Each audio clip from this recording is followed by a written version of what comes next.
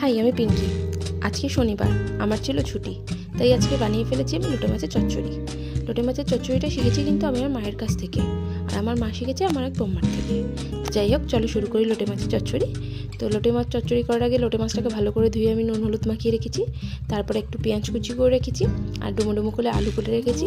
এবার কড়াইয়ে তেল গরম করে গোটা গরম মশলা ফোড়ন দিয়ে, জিরে ফোড়ন দিয়ে, তার মধ্যে আমি পেঁয়াজগুলোকে দিয়ে ভালো করে ভেজে নিলাম।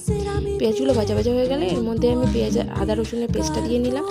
তারপরে সেটা একটু ভালো করে কষা কষা হলে তার মধ্যে আমি দিয়ে দিলাম টমেটো দিয়ে ভালো করে কষিয়ে পুরোটাকে এর মধ্যে আমি দিয়ে দেবো। এবার ডুমো ডুমো করে কেটে রাখা আলুটা দিয়ে ভালো করে নাড়িয়ে চাড়িয়ে কষানো হয়ে গেলে এর মধ্যে আমি দিয়ে দিচ্ছি এক এক করে মাছগুলো দিয়ে ভালো করে ঢাকা দিয়ে নাড়িয়ে চাড়িয়ে যখন এর মধ্যে থেকে জল ছেড়ে আসবে, তারপর আমি এর মধ্যে দিয়ে এক এক করে কাঁটাগুলোকে তুলে আনবো।